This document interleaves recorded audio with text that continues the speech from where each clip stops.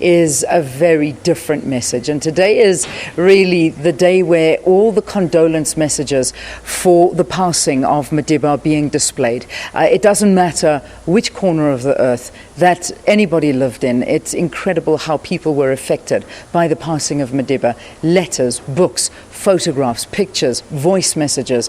You cannot believe it. And then, of course, from the multimedia side, whether it be tweets or SMSs or emails, those are all stored as well. And that's what's on display here today. But the SABC was the official broadcaster of those 10 days of mourning, of the funeral of our former President Nelson Mandela, visuals that were broadcast around the entire world, and visuals that I must say the world came to a standstill to watch. With me now is Kaizer Kganyago from the SABC, the spokesperson of the organization, to talk to us about the planning that went into it and things that were happening behind the scene that I think I could share a couple of pearls as well on those particular days. Kaizer, good to see you and welcome to the program. Good morning, Leanne, and good morning to your viewers. I mean, I'm not certain that viewers know how many years of planning went into getting the footage and the archives of the life of our late president. It took us a lot of years. I think when I started getting involved in the activities of the planning, it was almost 6 years before the passing. And for me, it was a lot of work. A lot of documentaries had to be made from scratch. Some of the documentaries were there. We had to acquire and get their rights and everything. And that was a lot of activities that the planning that went into it up to the minute detailed. Because we knew that when that happened, we will not have time to do any other thing but to deal with this alone. And the preparation was very intense, but also very secretive, because we had to make sure that nobody knows what we are planning. Yeah, indeed, I know. I think we can reveal the name now. It was called the M Plan. Yes. I do remember that. Whenever we were called into a meeting, it was like, right, it's an M Plan meeting. We're going to be talking about this. And this was years before. But it just shows you that we could not drop the ball. This was going to be the biggest moment of the SABC in a way. No, definitely, and we knew that the world would be depending on us, and because the world was going to be depending on us, we had to up our game, and I think that is exactly what we did. Yeah, indeed. Now, this is footage that is going to last a lifetime, and it really is. I mean, I'm looking at some of the footage playing behind us now. You can see it's also a part of this exhibition that they've got rolling footage. I'm sure we're going to show it to you as well, of where the SABC news cameras were, whether it be on Vilakazi Street, whether it was here, whether it was a house in Houghton, whether it was at the hospital where Madiba was, and then, of course, in Kunu, in Vezo, at the funeral, at the military base. I mean, it was everywhere. We assembled cameras I didn't even know we had.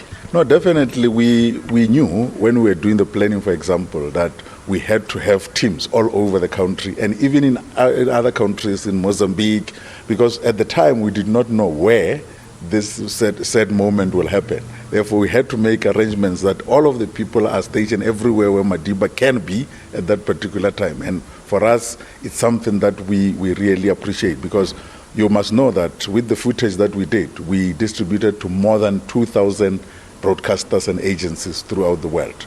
And for us, it was something that we had to do as the best. One of the people, respected broadcasters, wrote to us and said this was excellent work. And for us, you must remember at some point there were people who were skeptical. They were saying the SABC will not do this. And we said to them, we will show you what we are made of, because we knew we were prepared at that time. I mean, just to let people know, I mean, the visuals, whether it be from the funeral, every shot that you saw, that was courtesy of the SABC. That was the SABC on every international news network. I mean, every shot filmed, every camera positioned. Those were our cameras, and we were providing those visuals. No, definitely. All the footage that you saw, because we are the official broadcaster, came from the SABC. Everything, whether it was from broadcasters in South Africa or outside of South Africa, all of that footage came from us. The planning, the memorial service, the funeral itself, everything that you saw. And you just imagine, I still remember the footage of the aeroplane that was lifting up from Waterkloof and going all the way. And the challenges that we had in between. Sometimes because people just see a seamless broadcast, they don't think there are challenges, but there were a lot of challenges. For example, there was a time where we could not have a helicopter up when the funeral was happening, and we were told not to have the helicopter up, and we knew it was going to affect the seamless broadcast, but we did it in a way that the people of South Africa were proud of us. Yeah, of course. And I mean, every day, the cortege, when he was lying in state at the Union Buildings, we would follow the coffin every single morning. It would be there. I mean, you go back to that moment where we were, as a program, obviously as a channel, because it wasn't only the visuals that we were beaming to around the world. We ourselves were running a 24-hour channel dedicated entirely to the life and times and to the events that were taking place at the time. No, definitely. We shut down all the 3 channels and made sure that everything was about Madiba. And that, for the people who do not know, meant that we did not have any advertising on all of those channels, and that we did as a form of respect.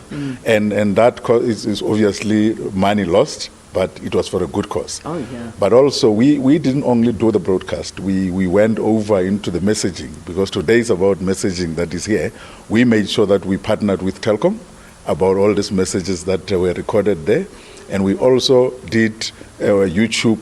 People were allowed on YouTube to post moments with Madiba. For example, we had Madiba Kids, we had my Madiba Memories, we had my Mandela, all the information around that, which were posted, and all of that was given to the Nelson Mandela Foundation.